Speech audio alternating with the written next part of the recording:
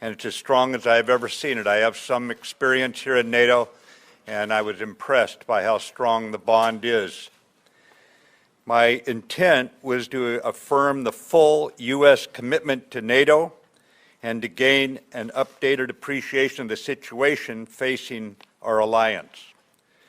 The burden-sharing message I delivered was expected, and it was very well received, and I depart confident that the alliance will be unified in meeting today's security challenges. I especially appreciate the leadership of Secretary General Stoltenberg and the clear alignment of our messages, as well as the messages delivered by so many of the unified alliance member nations and their ministers of defense. As I noted yesterday, NATO is the fundamental bedrock for keeping the peace and defending the freedoms we enjoy today. To quote Minister Le Drian of France, NATO is a peerless alliance. It is a manifestation of our principles and shared values, and the U.S. commitment to Article 5 and our mutual defense is rock solid. In our meetings, we discussed in detail the strategic situation facing the alliance. Many allies, including Minister von der Leyen of Germany, recognized 2014 as a watershed year that awakened allies to a new reality. My message to my fellow ministers was simple. NATO arose out of strategic necessity, and NATO must evolve in response to the new strategic reality.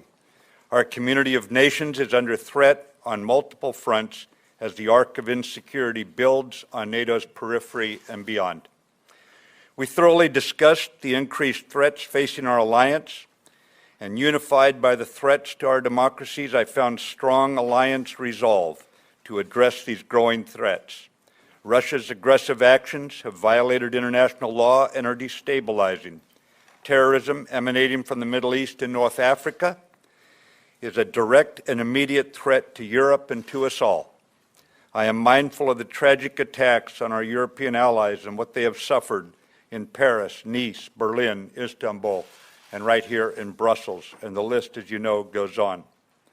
We recognize as well that the imposition of instability has taken on new forms that we must now address, for example, in the cyber domain. In response to these threats, NATO is reinforcing deterrence and defense and adapting to more directly address terrorist threats along our southern flank from the Mediterranean to Turkey, and in the words of the Turkish MOD, a seamless defense from the Kola Peninsula all the way down to the Mideast and across the Mediterranean.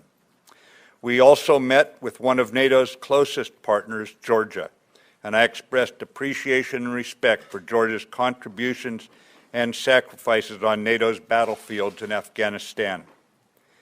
The alliance faces not only these strategic realities, but also political realities. I depart here confident that we have an appreciation of the burden sharing that we must all sustain for deterrence, peace, and prosperity. I am optimistic the alliance will adopt a plan this year, including milestone dates, to make steady progress toward meeting defense commitments in light of the increased threats that we all agree that we face. It is imperative that we do so to confront the threats as outlined by the ministers of defense over the last 2 days.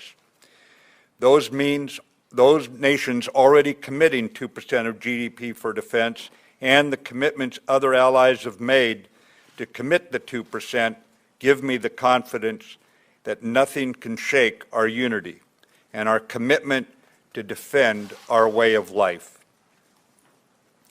We specifically appreciate Estonia, Greece, Poland, and the United Kingdom, who have already met the 2% defense spending commitment. These countries are leading by example, making real sacrifices.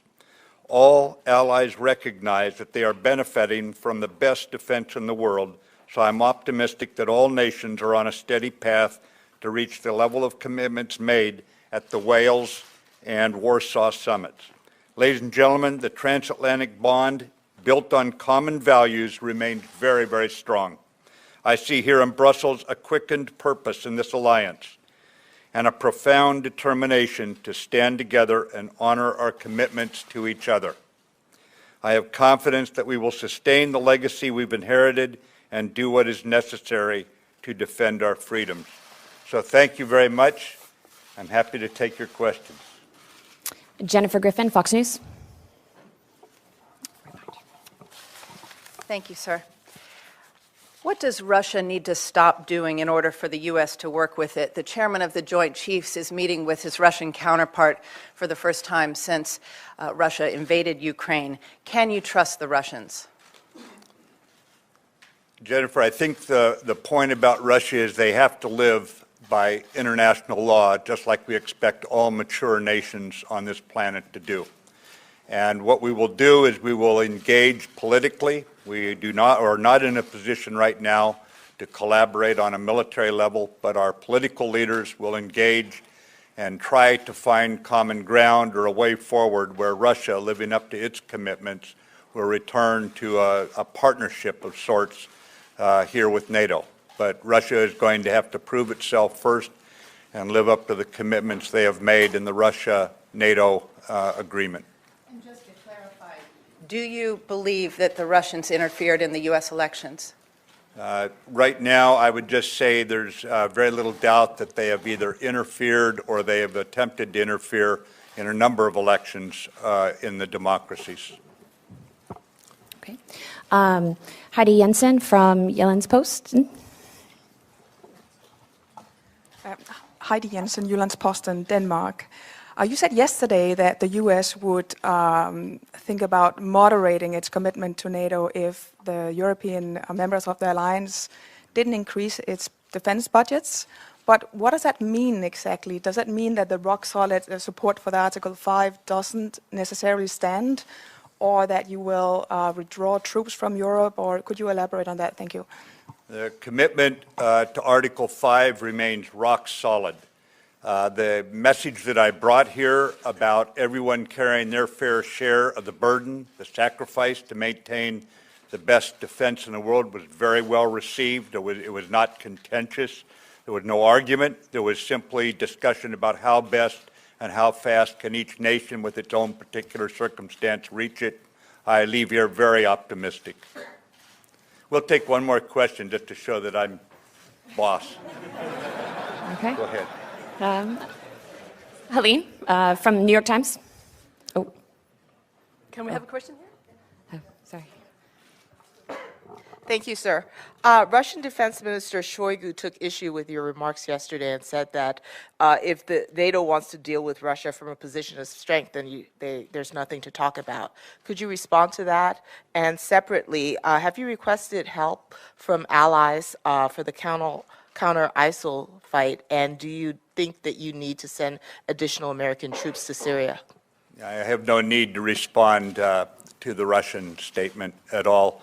NATO has always stood for military strength and protection of the democracies and the freedoms we intend to pass on to our children. But you asked two questions. You know, you just can't keep you journalists down, can we?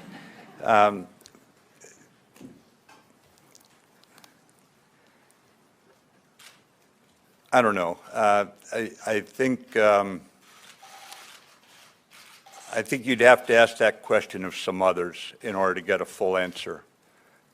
It's just not one that I'd be comfortable answering on my own at this point.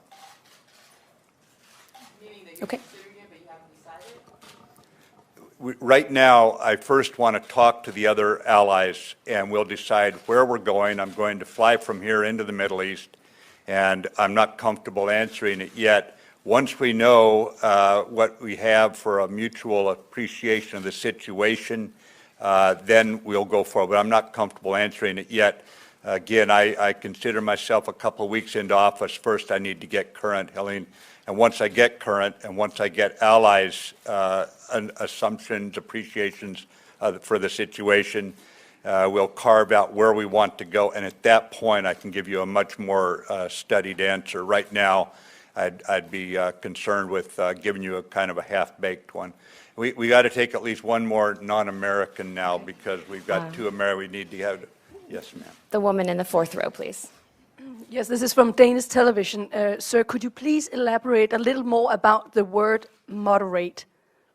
Yeah, no, I'd prefer not to, ma'am, because basically that is the headline I do not anticipate ever seeing. By putting it out there, by being very honest among friends, we say this is a burden that we all have to carry equally, and by being persuasive there, we will write our own headlines as a unified alliance that will stand up for each other, and I'm very confident that we will not have to have that. And sometimes you say the things you don't want to have happen so that you head them off. But thank you. And Thank you, ladies and gentlemen. I don't think I'm going to get ahead of these ladies here, so I'm going to give up while I'm only somewhat behind. But thank you very much.